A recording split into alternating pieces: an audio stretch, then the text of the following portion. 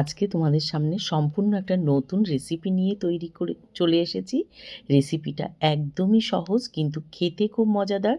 ওই লাল লাল ঝোল ঝোল সবসময় চিকেন কষা আর চিকেনের ঝোল এগুলো আর ভালো লাগে না, তার থেকে একটু আলাদা কিছু করার চেষ্টা করেছি। তার জন্য প্রথমে নিয়ে নিয়েছি 700 গ্রাম চিকেন।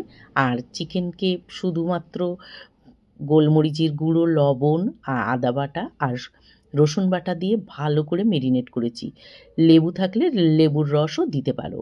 দিয়ে মেরিনেট করে 1.5 ঘন্টা 2 ঘন্টার জন্য রেখে দিয়েছি। আর এইদিকে একটা ভাজা মশলা তৈরি করছি, তাতে দিয়েছি মৌরি, জয়িত্রী, জায়ফল, কাজু, গোটা গরম মশলা, জিরে, শুকনো লঙ্কা এগুলোও দেওয়া যায়, থাকলে অবশ্যই দিতে পারো।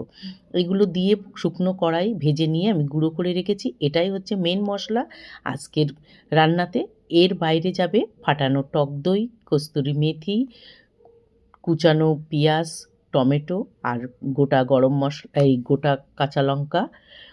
তারপরে ফ্রাই প্যান বসিয়ে তাতে দিয়ে দিয়েছি তেল।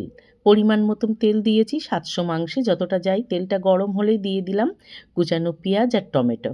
এটা দিয়ে বেশ ভালো করে নাড়াচাড়া করতে হবে যতক্ষণ না পেঁয়াজটা নরম হয়ে আসছে। কারণ এর ভেতরে কিন্তু হলুদ যাবে না, শুকনো লঙ্কার গুঁড়ো যাবে না, জিরের গুঁড়ো যাবে না, কোনো কিছুই না। মশলা যেটা বানিয়েছি শুকনো মশলা ওটাই যাবে। তারপরে যেই পেঁয়াজগুলো নরম হয়ে গেল, টমেটোটা একদমই গলে গেল, ঠিক সেই সময় দিয়ে দিলাম মাংস। মাংসটা দিয়ে চিকেনটা দিয়ে ভালো করে মাখিয়ে, আর জল কিন্তু এইটুকুই যাবে, এর বেশি জল যাবে না। মাংসটাকে আমি ভালো করে এপিট ওপিট করে পেঁয়াজের সঙ্গে ভেজে নেব।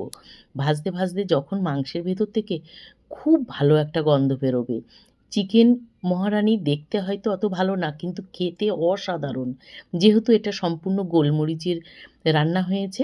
আর দেখো যেই ভালো করে মাখানো হয়ে গেছে, ভাজা ভাজা হয়ে গেছে, তখনই দিয়ে দিয়েছি ভাজা মশলাটা। ভাজা মশলা দিয়ে নাড়াচাড়া করে দিয়ে দিলাম টক দই। এইটুকুই উপকরণ। তারপরে ঝালের পরিমাণ যে যেমন খাও সেই পরিমাণে আবার একটু গোলমরিচের গুঁড়ো দিতে পারো। আমি একটু গোলমরিচের গুঁড়ো দিলাম, যেহেতু আমাদের বাড়ি সবাই একটু ঝাল খায়। আর জল ওই যে দই ধোয়া জলটুকুই দিয়েছি, দিয়ে ভালো করে আবার ঢেকে দিলাম। কারণ যেহেতু সিদ্ধটা এইটুকু জলেই হবে, সেই জন্য ঢাকনা দিয়েই বেশি রান্নাটা করেছি। তারপরে কস্তুরি মেথি দিয়ে দিয়েছি। তারপরে দিয়ে দিয়েছি গোটা কাঁচা লঙ্কা। দিয়ে ভালো করে আবার একটুখানি আমি মাখিয়ে নেব। আর দেখতেই পাচ্ছ এরকম মাখা মাখা হবে। এই মশলাটা দিয়ে তোমার রুটি, পরোটা, লুচি যেটার সঙ্গে, রাইস যেটার সঙ্গে ইচ্ছা, পোলাও খেতে পারবে। দারুণ লাগবে, সুস্বাদু। আর সবার লাস্টে ধনেপাতা ছড়িয়ে একদম